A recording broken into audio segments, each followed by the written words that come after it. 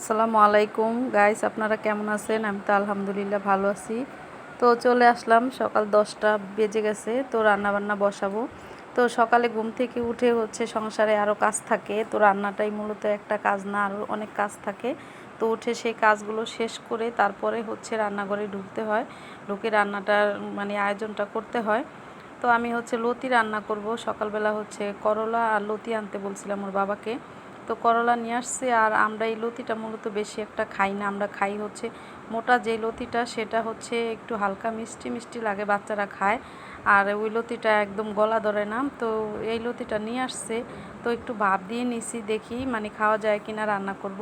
ভাপ দিয়ে নিলে অনেকে বলে নাকি গলা ধরে না, তো সেজন্য আমি একটু ভাপিয়ে নিছি। আর করলাটা একটু আলু দিয়ে কুচি করে নিছি, রান্না করব।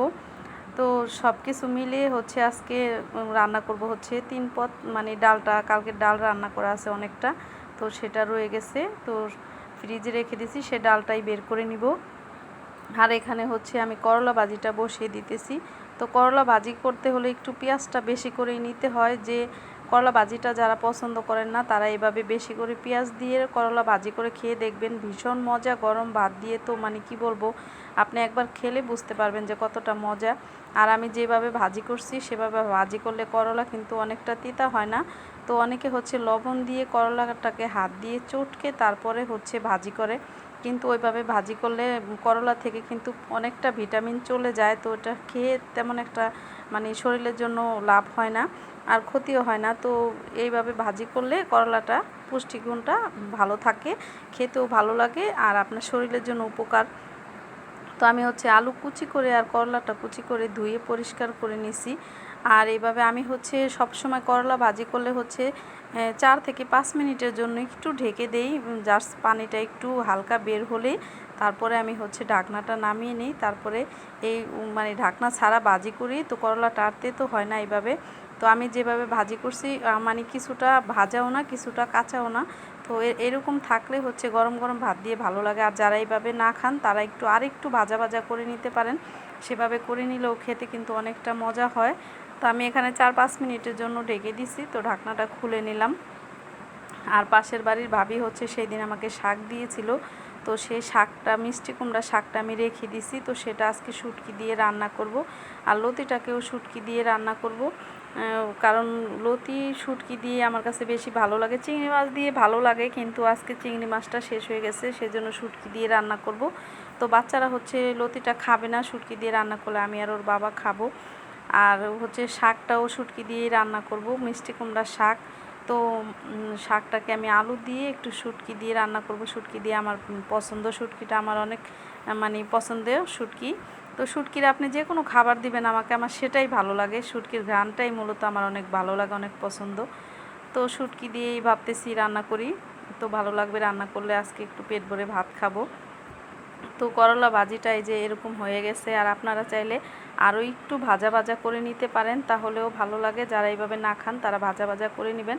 আমার কাছে এরকমই ভালো লাগে, গরম গরম ভাতের সাথে একটু হালকা হালকা কাঁচা থাকবে, আর একটু সেদ্ধ হয়ে যাবে, কাঁচা থাকবে না। তো দেখা যায় আর কি যে এরকম, কিন্তু করলা ভাজিটা পুরোপুরি সেদ্ধ হয়ে গেছে, আর একটু পানি একদম শুকিয়ে তেল বের হয়ে গেছে। তো আমি এভাবেই করে নামিয়ে নিই। আর এখানে এখন বসিয়ে দিব লতিটা। তো লতির জন্য এখানে আমি তেল দিয়ে দিলাম। আর লতিটা আগেই বলছি, আমি অফ ক্যামেরায় একটু লতিটাকে ভাপিয়ে নিছি পানি দিয়ে, একটু লবণ দিয়ে। তো বসাইছি, লবণটা একটু বেশি করে দিছি, পানিটা বলক আসছে, সাথে সাথে আমি নামিয়ে নিছি, তা না হলে একদম গলে ভর্তা হয়ে যাবে। তো নামিয়ে পানি থেকে একটু উঠিয়ে ঝরিয়ে নিছি। আর এখানে রসুন থেতো করে দিয়ে দিছি। শুটকির তরকারিতে আমার কাছে রসুনটা আমি সবসময় থেতো করে দিই। থেতো করে একটু পুতা দিয়ে হালকা একটু ছেঁচা দেই। তো ওইভাবে দিলে খুবই ভালো লাগে, ঘ্রাণ আসে ভালো, সেজন্য ওইভাবে দেই। আপনারা চাইলে ওইভাবে না দিয়ে আস্ত দিতে পারেন, অনেকে আস্ত খায়। তো আমার কাছে এইভাবে ভালো লাগে, আমি এইভাবে দিই। তো রসুনটা থেতো করে পেঁয়াজের সাথে দিয়ে দিলাম, আর একটু মশলা দিয়ে দিলাম। এভাবে কষিয়ে তারপরে শুটকিটা দিয়ে দিব। বেশি শুটকি দিব না, লতি যেহেতু অল্প, হাফ কেজি লতি, তো সেজন্য 2টা শুটকি দিলেই যথেষ্ট। তো আমি 2টা শুটকি দিয়ে দিব এখানে।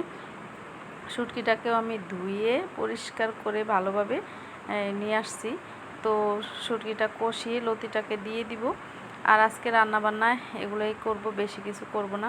গরমের ভিতরে ভালো লাগে না, মানে রান্না চুলার হিটটাও, মানে আমি তো গ্যাসটা চলে গেছে, কারেন্টের চুলায় আজকে কয়েকদিন ধরে রান্না করতেছি। তো কারেন্টের চুলার যে একটা হিট, সেটাও গরম, একদম ঘেমে কাপড় চোপড় একদম ভিজে যায়, এতটাই গরম। তো রান্নাটা বসিয়ে দিয়ে হচ্ছে ফ্যানের তলে এসে বসে থাকি। কি করব, আর দুপুরে হয়ে গেলে তো ঘরে একদম থাকা যায় না। তো সূর্যটাও যেদিকে চলে যায় আমার মানে ঘরের দেওয়ালটা, সেই দিকে একদম দেওয়ালটা গরম হয়ে, বিছনাটা গরম হয়ে যায়, ঘরে দুপুর হলে আর একদম বসা যায় না। তো আমাদের এখানে বাড়ির সামনে একটা গলি আছে, ওইখানে প্রচণ্ড বাতাস। তো আমার গলির এখানে যত মানে বাড়ির লোক আছে সবাই ওইখানে আমরা চেয়ার নিয়ে যেয়ে বসে থাকি একদম দুপুর থেকে মানে সন্ধ্যা পর্যন্ত। তো অনেকে ওখানেই বসে থাকি, থাকলে হচ্ছে প্রচণ্ড বাতাস আসে আর শরীরটা একদম শীতল হয়ে যায়, খুবই ভালো লাগে। তো কী করবো, সেজন্য রান্নাবান্নাগুলো তাড়াতাড়ি করে একটু শেষ করে নেওয়ার চেষ্টা করি। রান্নাটা শেষ হয়ে গেলে মনে হয় যে বেঁচে গেলাম গরম থেকে। আর শুনতেছি নাকি বৃষ্টি হবে, তো আল্লাহ যদি চান বৃষ্টিটা দেয় আমাদের সবার জন্য অনেকটাই উপকার হবে। বৃষ্টি হলে শরীরের জন্য ভালো, অনেকের তো একদম ঘামাচি উঠে, বাচ্চাদের একদম ভরে গেছে। তো বাচ্চারাও ভালো হবে বৃষ্টিটা আসলে। তো আমি তো ঠিক করে রেখেছি বৃষ্টি আসলে ভিজবো বৃষ্টিতে। তো কি করব, ভালো লাগে না গরমে একদম। তো সেজন্য। আর এখানে লতিটাও আমার হয়ে গেছে একদম। আর লতিটা রান্না করা প্রায় দেখুন একদম পানিটা শুকিয়ে লতিটা একদম গলে গেছে। তো রান্নাটাও হয়ে গেছে। আর এখন আমি শাকটা বসিয়ে নিব, শুটকি দিয়ে যে শাকটা রান্না করব সেটা বসাবো। তো সসপ্যান বসিয়ে দিলাম শাক রান্না করার জন্য, তেল দিয়ে দিব। আর এই শাকের যে রান্না করব শুটকি দিয়ে, তো আমি সেখানেও একটু রসুন থেতো করে নিয়েছি। আমি শুটকি দিয়ে যেই মানে জিনিস রান্না করি, তো আমি রসুন থেতো করে দিই। আমার কাছে রসুনের ঘ্রাণটা খুবই ভালো লাগে। তো আপনাদের যদি ভালো না লাগে আপনারা রসুন দিয়েন না, রসুন ছাড়াই খেতে পারেন। তো আমি হচ্ছে পেঁয়াজ আর রসুনটা দিয়ে দিব। আর শাকটা ভাবি এভাবেই আমাকে কুটে একদম দিছে। তো আমার আর শাকটা কুটতে হয়নি, উনি কুটে টুটে নিয়ে আসছে, আমি শুধু ধুয়ে পরিষ্কার করে নিছি। আর সেই হেঁচি শাক দিয়েছিল, সেটাও আমি ওই যে আরেকটা ভিডিওতে আছে দেখাবো আপনাদেরকে, তো সেই ভিডিওতে দেখতে পারবেন। ওটাতেও আমি হেঁচি শাকটাকে ভাজি করে নিছি। তো ভাজি করে সেই শাকটা গতকালকে খেয়েছি, আর এই শাকটা হচ্ছে আজকে রান্না করতেছি। তো বেশি দিন ফ্রিজে রাখলে হচ্ছে মিষ্টি কুমড়ার শাক লাল হয়ে যায়। তো সেজন্য হচ্ছে আমি রান্না করে নিব, আর রাখবো না ফ্রিজে। আর এই শাকটা কিন্তু আপনারা চাইলে কাঁঠালের দিনে কাঁঠালের বিচি দিয়ে আর হচ্ছে শুটকি দিয়ে খেতে পারেন, অথবা চিংড়ি মাছ দিয়েও খেতে পারেন। একবার কাঁঠালের দিনে আসলে মিষ্টি কুমড়ার শাক কাঁঠালের বিচি দিয়ে রান্না করে খেয়ে দেখবেন, অনেক মজা। তো আমি তো কাঁঠালের দিন আসলে রান্না করব কাঁঠালের বিচি দিয়ে, শুটকি দিয়ে অথবা চিংড়ি মাছ দিয়ে রান্না করে খেয়ে দেখব, ভীষণ মজা হয়, আপনারা ট্রাই করে দেখতে পারেন। আর এখানে আমি শুটকি দিয়ে একদম মশলা দিয়ে হচ্ছে ভালোভাবে পানি দিয়ে কষিয়ে নিতেছি শাকটা দেওয়ার জন্য। আর কিছুটা আলু কেটে নিয়েছি, ছোট ছোট কিউব করে কেটে নিয়েছি। আলুগুলো হচ্ছে আমি আলু দিয়ে শাক আজকে রান্না করব। আলু দিলে শাকটা হচ্ছে খেতে ভালো লাগে আর একটু আঠালো হয়। মনে করেন শাকটা আলু না দিলে হচ্ছে কি হয়, শাকটা ছাড়া ছাড়া হয়, ভালো লাগে না। আলুটা দিলেই ভালো লাগে, একটু আঠালো হয়, সাথে আলুটা গুলে টুলে একটু মিশিয়ে একটু ঘন হয়। তো সেজন্য আলুটা দিয়ে দিলাম। আর শুটকিটা এদিকে কষানো হয়ে যেতেছে, তো আলু দিয়ে দিব, আলু দিয়ে পরে হচ্ছে শাকটা দিব। আর আজকে রান্নাবান্না এটাই করে নিব, তো বেশি কিছু করব না। তো বাজার করতে যাব ভাবতেছি, গরমটা একটু কমলেই তারপরে বাজার করব। তো কয়েকদিন এভাবেই খেয়ে নেই, কী করব, কারণ গরমে বাজারে যেতে ইচ্ছে করে না। বাজারে গেলে একদম গোসল করে ঘেমে টেমে এক ঝাড় হয়ে যেতে হয়। তো সেজন্য গরমটা একটু কমলে ভাবতেছি বাজারে যাব। তো বাচ্চারা হচ্ছে ডিমটা পছন্দ করে, ডিম দিয়ে খেতে পারে, সেজন্য আমার তেমন একটা প্যারা হয় না। যে ওরা যদি মানে খেতে পারে, ওদের জন্যই তো সমস্যা। তো ওরা যদি খেতে পারে তাহলে আমার তেমন একটা প্যারা হয় না। আর আমি হচ্ছে শুটকি দিয়ে হচ্ছে পছন্দ, শুটকিটা থাকলে আমার কিছু লাগে না। ওর বাবার কোনো চাহিদা নাই যে আমার এটা দিতে হবে ওটা দিতে হবে। তো মাশাআল্লাহ আমার হাজব্যান্ড নিয়ে আমি অনেক ভালো আছি, মানে সুখী আছি, কারণ ওনাকে যা দিব সেটা দিয়ে খেয়ে নেবে। ওনার কোনো চাহিদা নাই যে আমাকে এটা দিতে হবে সেটা দিতে হবে, রান্না হলো না কেন, ও সব নিয়ে মানে আমার হাজব্যান্ডের কোনো মাথা ব্যথা নেই।